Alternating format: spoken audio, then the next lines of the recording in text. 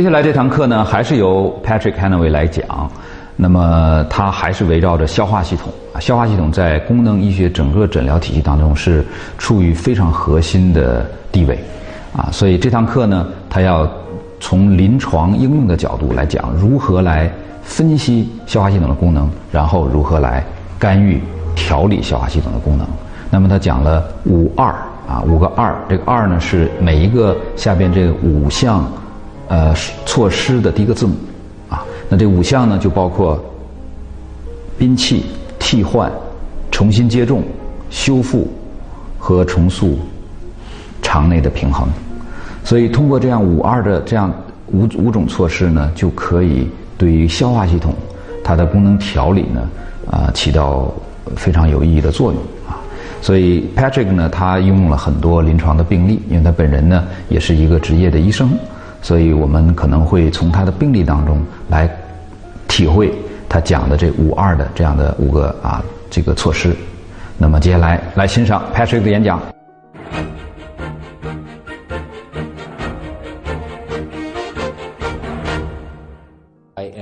To talk about understanding the root cause. Now, I'm going to talk about 5 letters. R, 5 R's to talk about how we actually work with treatment. And that is to be able to target it so that it is specific to that individual person. So we talked about DIGIN. Am I doing okay for pacing here for people? Okay, good. Now we're going to talk about the 5 R's. Remove, replace, repopulate. In your text, it also has the word instead. It says re-inoculate. I don't particularly like that word, and I'll tell you why, although that is how it's been taught formerly. Repopulate, repair, and rebalance. So let's go through each of these and understand what they are. So this allows us to again, personalized medicine, Dr. Hyman talked about.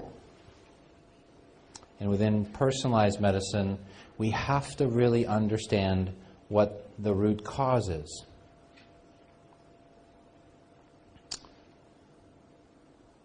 So one thing I like to ask a group, if I may, is that generally most medicine, at least Western medicine, is done more based on the disease. One size fits everybody. So an important question to ask when you're with a group of people is to have you raise your hands. And so how many people here are normal? I'll wait for the translation. How many people are normal? No? There's a few people, but the point is that we are all individual and unique. We all have different needs. So we don't have all exactly the same need. We don't all wear the same shoe size. We don't all have the same haircuts. We don't all have the same eye color or have the need for glasses. We're all different and unique. So when we're working to treat someone, we want to understand what the underlying problem is. And then we want to begin to ask these questions. What does the person have that they have too much of that we need to remove or get rid of? What is it that they don't have enough of that we need to replace, that we need to support? For example, and we'll talk about it more, I mentioned earlier that 1/3 of the people we see have problems with pancreatic enzymes. And so they need that replaced. They need that supported.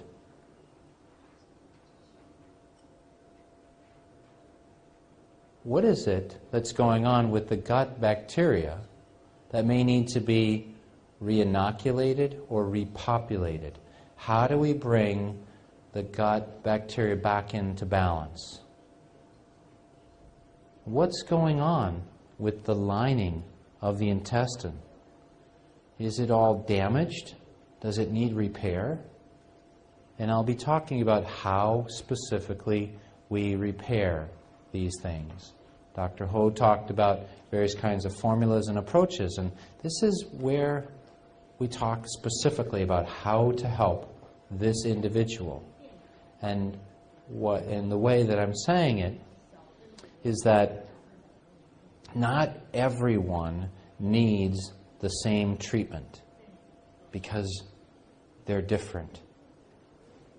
So what's sometimes curious is that your patient who comes in with irritable bowel syndrome, one patient may have a problem with needing a parasite removed.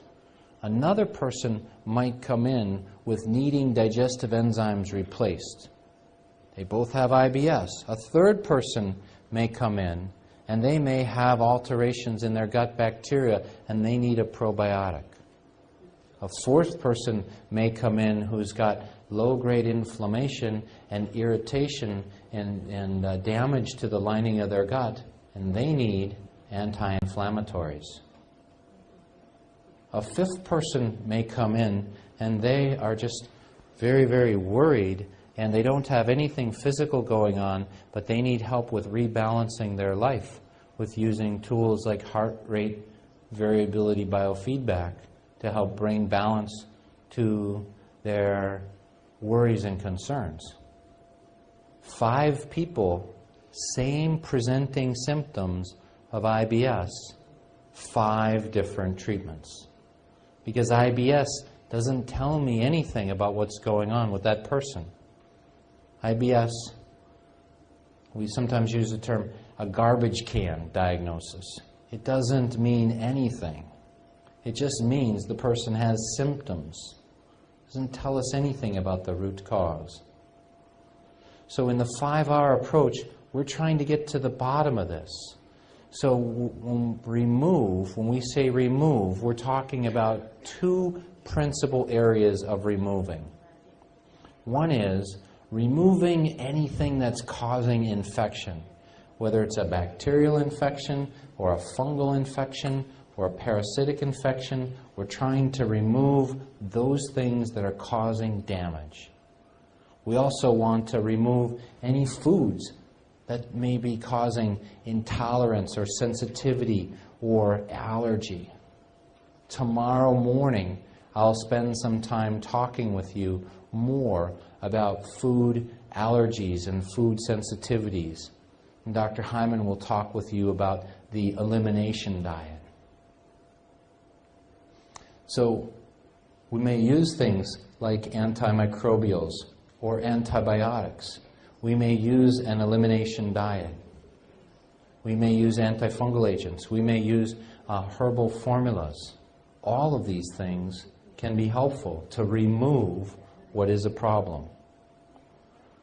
We want to replace. I spoke earlier about pancreatic enzymes and replacing those pancreatic enzymes when they're deficient.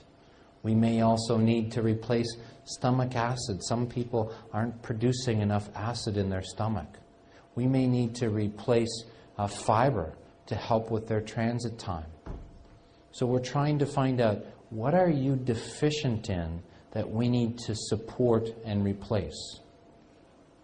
Dr. Hyman talked about it briefly, but one of our early functional medicine teachers, talked about this idea of the first thing that you want to do is figure out what is there in excess that you want to get rid of, and what is there in deficiency that you need to support. And when we add them back, you feel worse. They tend to be foods that the patient craves. I really need to have cheese every day. And it differs in different cultures.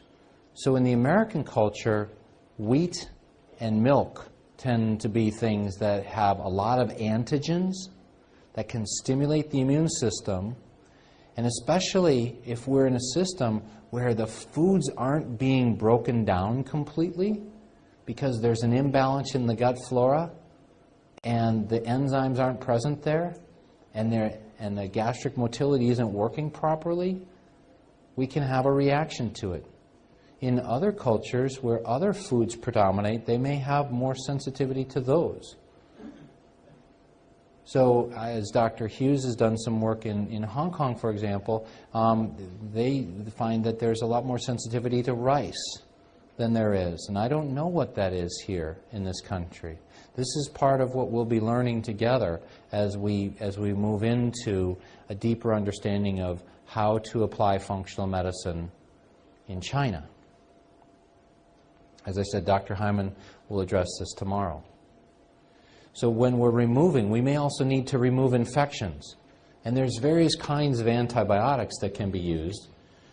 Ciprofloxacin is one that's been used, one of the fluoroquinolones has been used for quite some time because it's got a broad spectrum against various kinds of bacteria, pathogenic bacteria in the stomach, in the gut.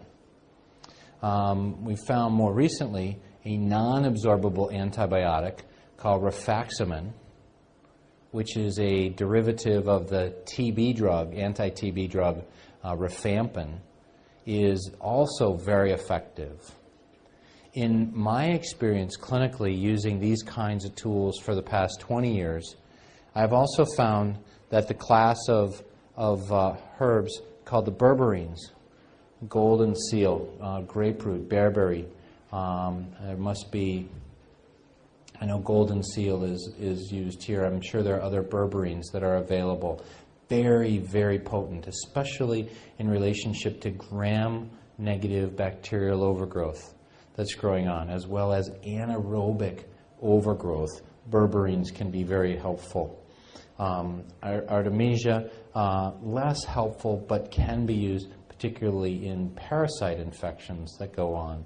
I'm not going to spend a lot of time talking about parasites, but there are antiparasitics that are also quite helpful. So as I mentioned, this agent called rifaximin, if we have food that is incompletely digested, or if we have a patient who's taking a proton pump inhibitor, are those common in China, the proton pump inhibitors? I'm seeing that unfortunately the answer is yes. In the United States, the 4th and the 9th most prescribed drugs are proton pump inhibitors, stopping stomach acid from forming. If stomach acid doesn't form, food cannot be digested completely. If food is not digested completely, whether it's due to a loss of acid in your stomach or a decrease in pancreatic function or a proton pump inhibitor or changes in your motility, we will see bacteria in the small intestine. Most of the bacteria, 99% of the bacteria in our body are in the large intestine. If we don't digest our food, we'll see bacteria beginning to grow in the small intestine. And when they grow in the small intestine, it coats the lining of the small intestine so it's not able to absorb nutrients like magnesium, zinc, copper, B12, vitamin K. All of these things are going to be affected. And so when we have small intestinal bowel overgrowth, we may need to remove that excess bacteria with this antibiotic called rifaximin. There are other botanicals, other herbs that can be useful for removing excess amounts of bacteria that are present. I mentioned parasites. In the Genova diagnostic lab that I was the medical director of for 10 years after James Ho left, we found that nearly a quarter of the patients who were tested had some kind of parasite that was present. Very, very common. This is in the United States, where we think of a lot of hygiene and cleanliness. So it's very common. And these patients, if they have symptoms, they certainly need to be treated. There are various kinds of herbal therapies, including black walnut hull, artemisia. My favorite is the oil of oregano, very, very potent as an agent. And I generally find when people have parasites, they tend to be long-term problems. They need to treat not only with an herbal therapy, but also with an anti-parasitic agent. And here we see the names of the 5 most common parasitic agents, anti-parasitic agents, which can be used. So when I see someone with parasites that need to be removed, I'm going to use a prescription anti-parasitic agent as well as an anti-parasitic herb, often oil of oregano, which I found to be most helpful. The dosage on that, 200 milligrams 3 times per day for 10 days. We'll be working with you around helping you to understand specific therapeutic recommendations along the way, as well as working with Dr. Ho and his group to help you to understand how to apply these tools. So that's remove, replace. I've already spent some time talking about pancreatic insufficiency and even bile insufficiency that are going on. Spend a little bit of time talking about acid. If the acid is too low from a proton pump inhibitor or from chronic stress or illness or starvation, people who are eating diets less than 800 calories per day have a significantly increased risk of having low stomach acid. Sometimes it's easiest to tell these patients clinically. They'll often have skin problems going on, itching around the rectum, changes in their fingernails. They'll have eczema changes in the folds that are present. People who have decreased acid in their stomach will tend to feel full very shortly after eating, and they'll even have some bloating that go on. Now this is different than pancreatic problems where they start to feel that fullness or bloating more like 2 to 4 hours after eating. So these are indications that this patient may need stomach acid or they may need pancreatic enzymes. Now we can determine if they need stomach acid through a challenge test, through a string test, through a radiofrequency capsule test that can go in. All those can tell, so-called Heidelberg test, they can tell is there inadequate acid in the stomach. Now, on a practical basis, for me, what I've always tended to do is I've tended to look at, I have a measure here, this pancreatic elastase measure, that can be specific, that can tell me, is there a problem with the pancreas? If they have digestion problems and they don't have a problem with the pancreas, then I treat with hydrochloric acid. If they do have a problem with the pancreas, I treat with pancreatic enzymes, and if it doesn't get better, then I add a hydrochloric acid supplementation. So we can see that when there is even maldigestion, that can be one of the things that can cause a problem with the inadequate stimulation of the pancreas. Recall that I mentioned before the villi and the microvilli. On the end of the microvilli are small enzymes, disaccharidase enzymes. When they're activated, they stimulate the pancreas and the gallbladder by using the hormone cholecystokinin. So that's how we understand. We can measure pancreatic function directly with this marker I call pancreatic elastase. And if we see decreases in pancreatic elastase, which we see about 1/3 of the time, we can use various kinds of pancreatic enzyme supplementation. Now, those are available both from supplement companies, but There are prescription pancreatic enzymes that are available that are great agents to use also. And when you use those pancreatic enzymes, you're having the patient take them 15 minutes before each meal or at the beginning of each meal, and depending upon the degree of severity of the pancreatic problem, use increasing amounts of enzymes.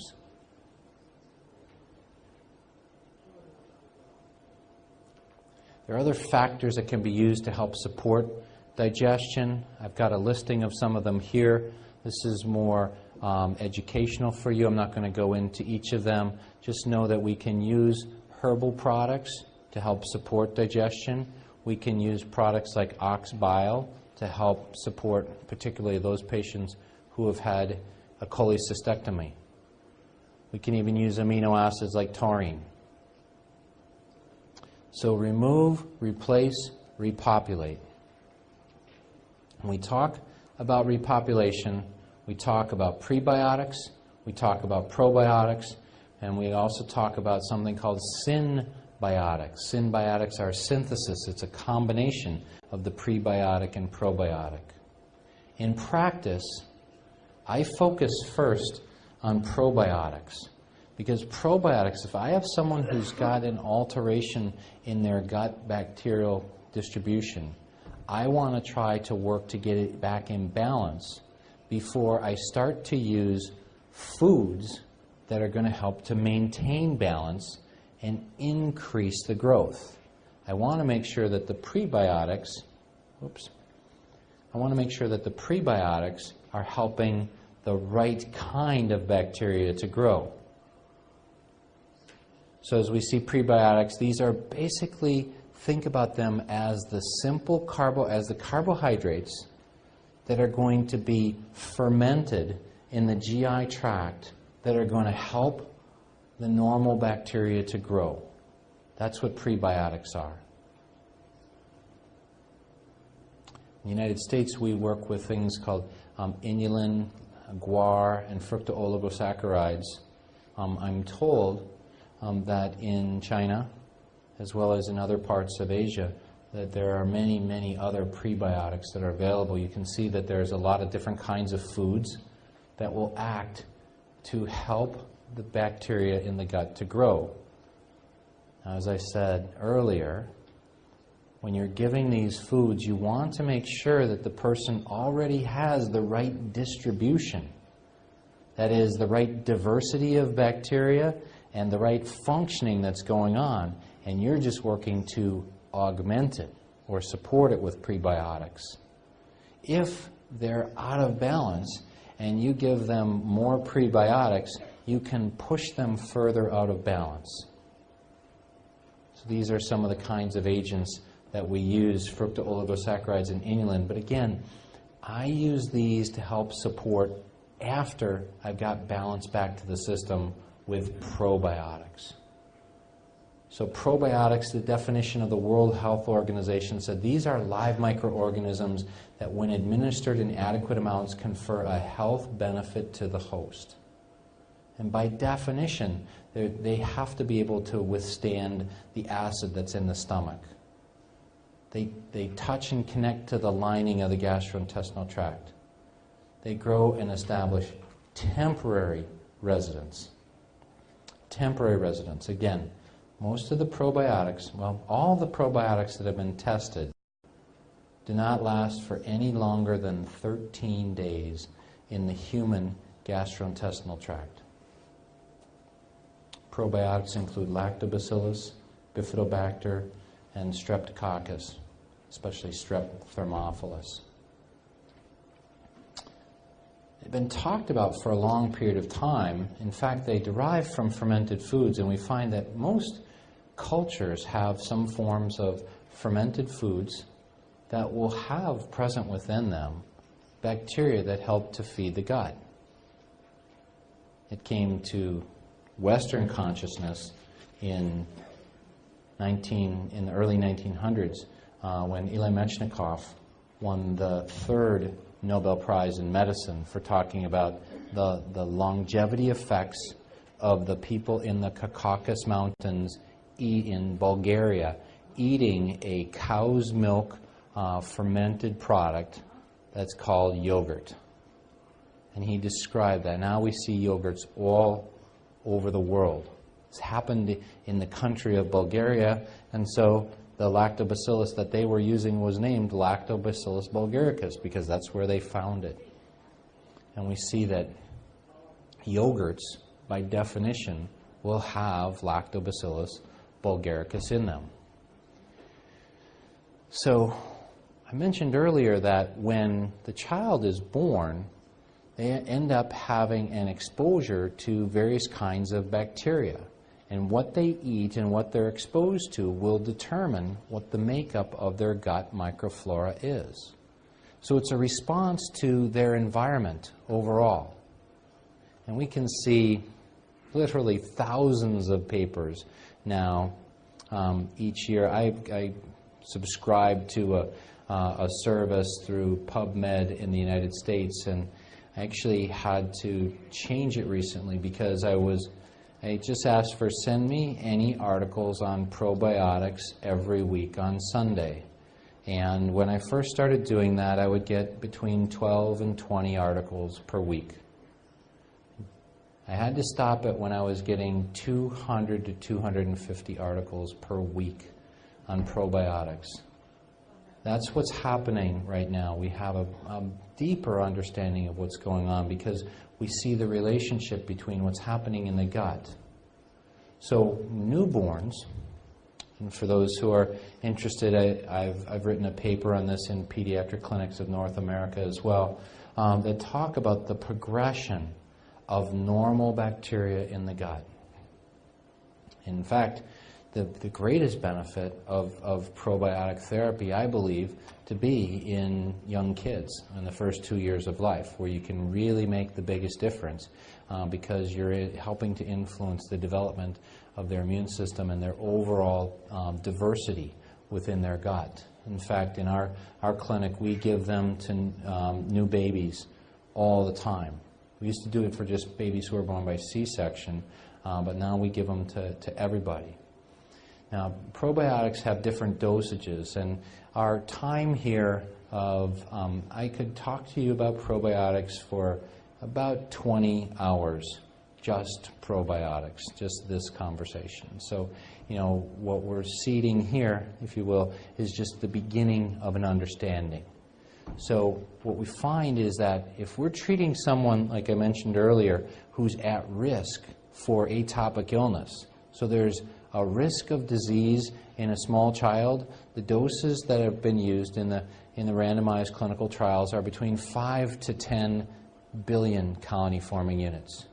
Now, when we treat someone who's been exposed to an antibiotic or an antimicrobial herb to help prevent overgrowth from occurring, we use doses that usually range in the 20 to 25 billion colony-forming unit range. When we're treating someone with irritable bowel syndrome, we'll often use doses in the 50 to 200 billion range. And when we're treating someone with a more aggressive disease like ulcerative colitis and inflammatory bowel disease, we may use doses as high as 3.6 trillion colony-forming units per day for that individual. Well, it looks like something didn't come up there, but so here's an example in a study looking at ulcerative colitis where they used 3.6 trillion colony-forming units to be able to take care. This is a slide I added in as well, so you won't find it there. And it's a little bit difficult to see here, but we have a lot of redness in the early slides at week 0, and then we see a lot of improvement. It's easier to see on the computer slide here from these colonoscopy images, but what we found is that in patients with active ulcerative colitis, we found that 77% of them got better just from taking probiotic therapies. And these were patients who didn't get other therapies, and they were having an active flare, 77% improvement. So we find that probiotics have an incredible benefit across a wide variety of clinical conditions. And as we spend more time working to understand imbalances in the gut in your patients, we can help to identify the issues of a loss of diversity that we can see from stool culture or PCR methods, and a loss of function, which we can see by looking at the short-chain fatty acid distributions. And that tells us who needs probiotics. And then depending upon what kind of clinical condition they have, that helps to define what kind of probiotic do they need and in what dosage do they need that. So as we move from remove, replace, repopulate, repair, what do we need to support the intestinal lining that's going on? We first look at anti-inflammatories because there's often an inflammatory basis with what's going on. And foundationally, when we're looking to decrease inflammation, the first thing is food. Making sure that people are eating adequate amounts of vegetables and removing some of those things that are in the basic American diet. In the functional medicine approach, what we generally do, in my practice, because I'm seeing patients who are pretty sick, they've had a long-term complex chronic disease, they've seen a number of physicians, the very first thing I do is put them on an elimination diet. And I may use an elimination diet of just gluten and casein, or I may be more aggressive with that depending upon how severe their disease state is. Again, Dr. Heim will talk about that more tomorrow. We find that probiotics are anti-inflammatory nature. Vitamin D is anti-inflammatory nature. The omega-3 fatty acids are. And L-glutamine is also very useful for healing the lining of the gut. You may recall that I said that N-butyrate, a short-chain fatty acid, is the fuel source for the cells that line the large intestine. L-glutamine is the preferred, I'm talking too fast.